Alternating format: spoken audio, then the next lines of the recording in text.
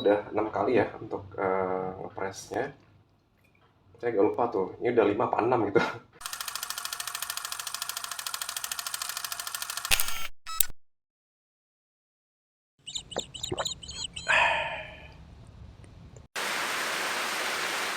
Halo sobat-sobat semua, kembali lagi dengan saya Lutfi di channel Kopi Lunak. Semoga sobat-sobat semua dalam keadaan sehat ya. Saya pengen bikin kopi espresso ya, yang di-press beberapa kali. Kita akan bikin stok kopi espresso begitu, menggunakan botol ukurannya 1 liter ya, lebih kurang 1 liter atau 800 ml sih sebenarnya.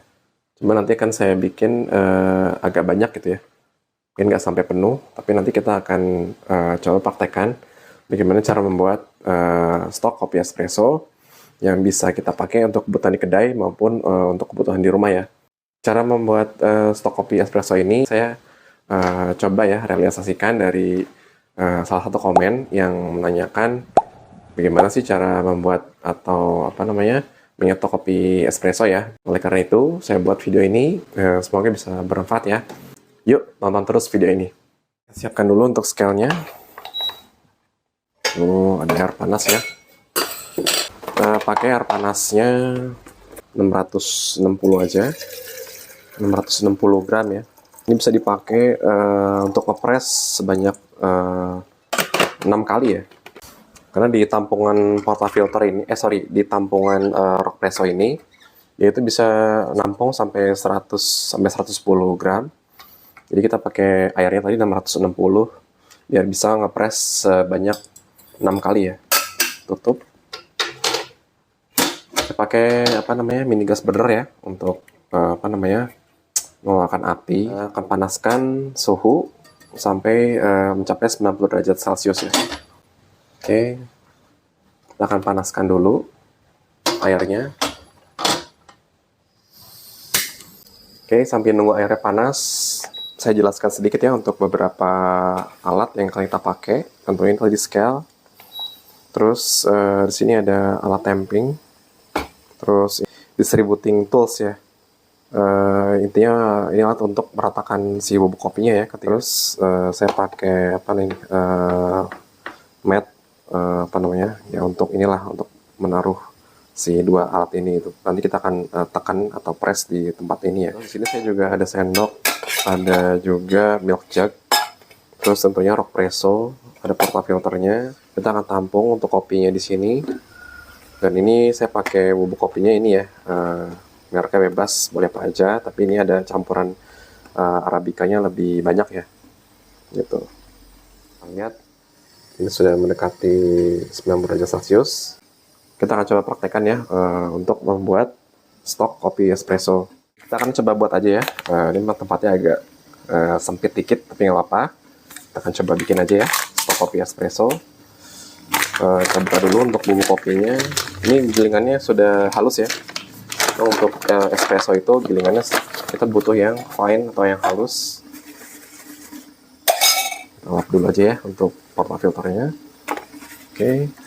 Saya biasa pakai untuk kopi susu kebutuhan di kedai ataupun jualan itu kan. Kita pakai bubuk kopinya itu sebanyak 15 gram aja. Kita taruh di portafilter, hati-hati. Pastikan sudah merata ya. Sebanyak 15 gram. Sebenarnya kalau mau di adjust bisa sih, maksudnya diatur aja mau lebih banyak bubuk kopinya atau lebih kurang. Kan mempengaruhi ke strongnya kopi ya. Lebih kurang nih udah kelebihan. Oke, lebih kurang 15 gram ya. Kita tekan dulu ya. Baru kita distribusikan bubuk kopinya. Lalu kita tamping ya. Sekali aja. Nah, lalu bisa lihat ya untuk hasil tampingnya. Ya sudah cukup padat. Dan ini bagian pinggir-pinggir ini kita harus bersihkan ya. Jangan sampai ada sisa bubuk kopi yang tertinggal ya. Oke, kita pakai tisu aja untuk bersihkan. Lalu kita masukkan di bawah si chambernya. Kita dorong si tuasnya sampai mendekati atau lebih ya dari huruf R, rock ini. Tuh. Suhunya sudah lebih dari 90 derajat. Saya langsung pakai aja di bawah. Isi sampai penuh aja.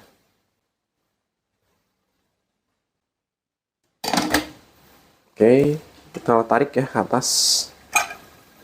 Tunggu beberapa detik nggak apa-apa, sampai sekitar 5 detik nggak apa-apa. Sampai airnya turun. Dan nanti kita akan press sampai habis ya. Mungkin ini akan dinamakan kopi espresso lungo ya. Jadi kalau menurut saya sih nggak apa-apa sih untuk apa namanya, biar lebih irit aja gitu. Press sampai habis.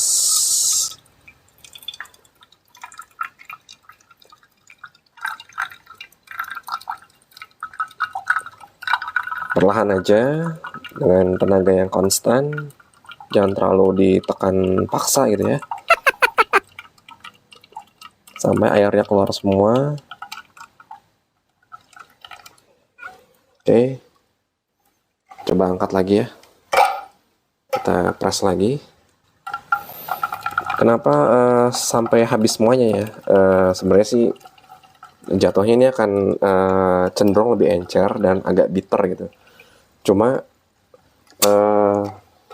ini bubuk kopinya sendiri kan sudah jenisnya Arabica ya. Ada Arabicanya yang lebih banyak gitu dari si kopinya gitu.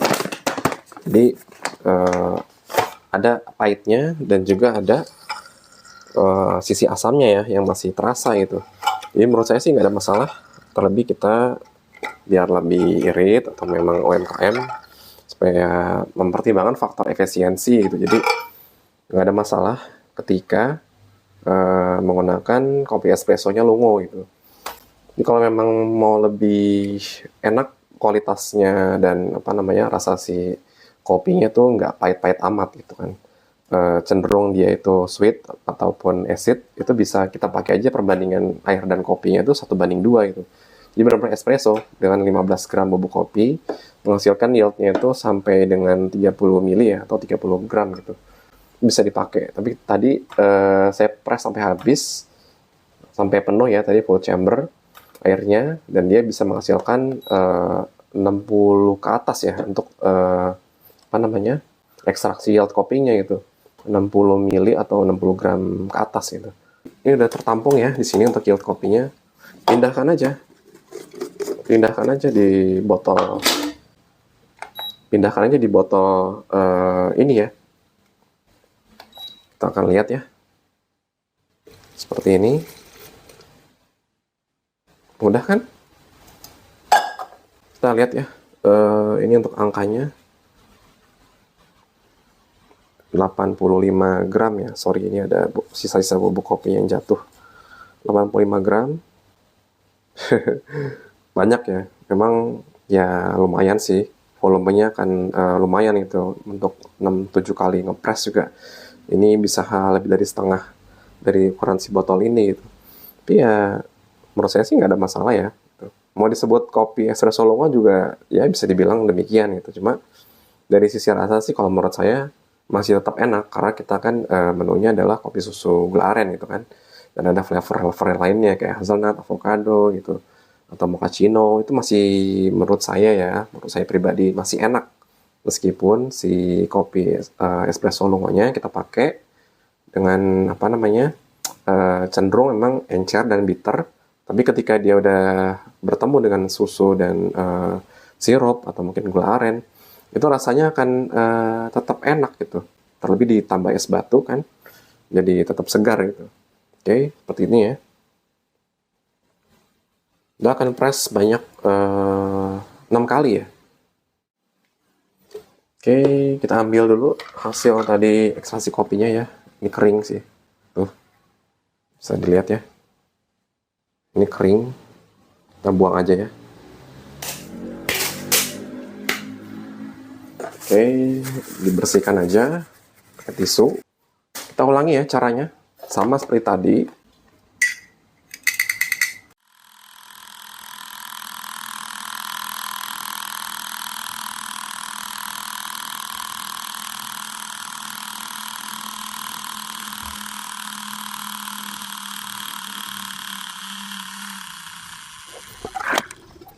Oke, sekitar 3 atau 4 kali ngepres aja ya sebenarnya, sampai airnya habis.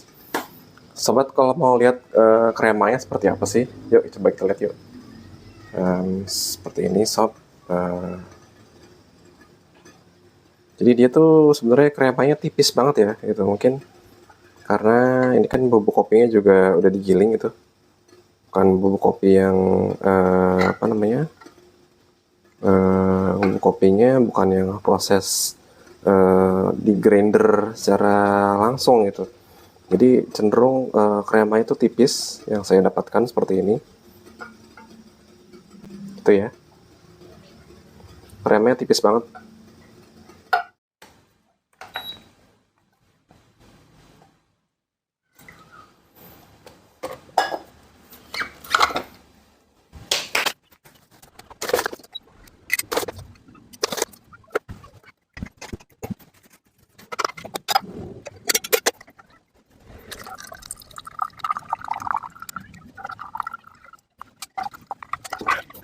Oke, ini udah percobaan yang ke-5 atau ke-6 ya, saya agak lupa gitu.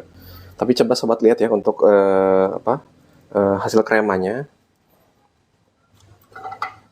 Emang sih nggak terlalu tebal-tebal amat gitu, cuma saya pikir ini lumayan ya, agak lebih tebal daripada yang tadi gitu. Hasil kremanya ya.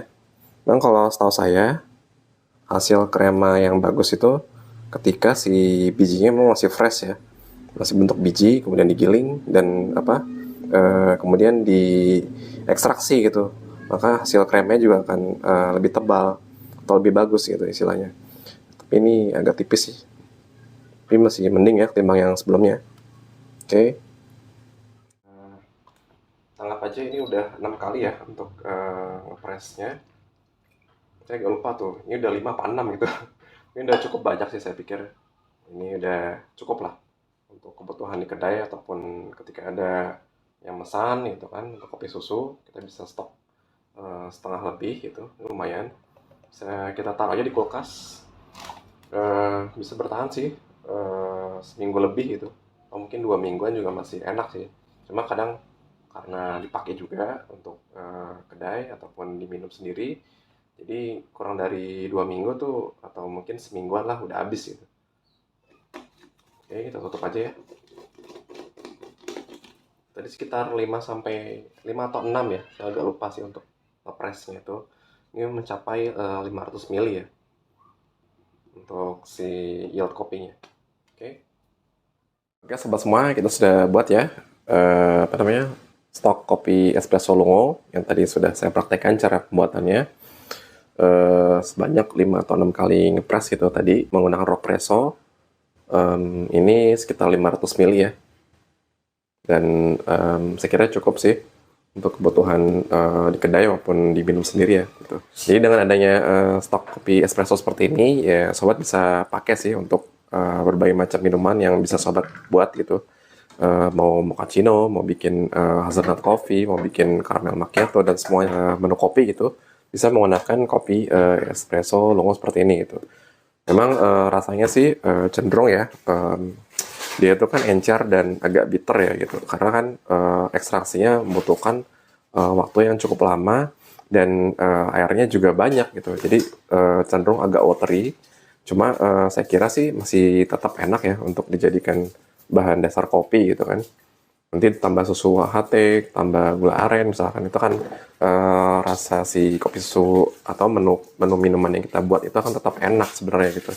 Oh iya, berdasarkan pengalaman menggunakan bahan dasar dari kopi espresso lungo seperti ini, itu hasil kita ketika bikin minuman gitu ya, seperti kopi susu gula aren, seperti mochaccino, hazelnut coffee atau caramel macchiato gitu, atau mungkin americano ya, itu rasa dari si kopinya lebih enak gitu.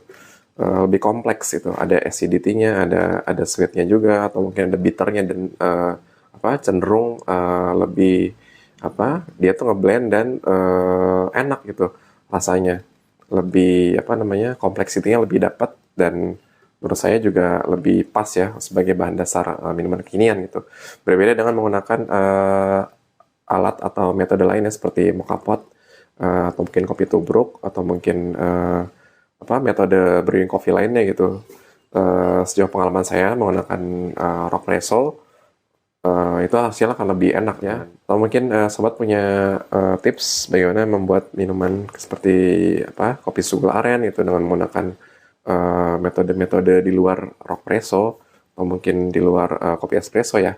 Itu bisa sobat tulis aja di kolom komentar bagaimana tips membuat minuman yang enak dengan metode atau brewing coffee yang sobat sudah praktekkan ya. Oke, demikian saja bagaimana cara membuat atau menyetok kopi espresso seperti yang saya lakukan seperti ini ya, dengan menggunakan botol yang bisa dipakai lah, botol kali atau mungkin botol yang ukurannya hampir seliter ya, seperti ini. Semoga video ini bermanfaat dan bisa menginspirasi sobat-sobat semua. Ikuti terus channel Kopi Lunak, like, komen, dan subscribe, dan nyalakan tombol notifikasinya supaya sobat-sobat semua bisa mendapatkan notifikasi apabila ada video terbaru dari channel ini gitu. Oke, demikian saja dan sampai jumpa.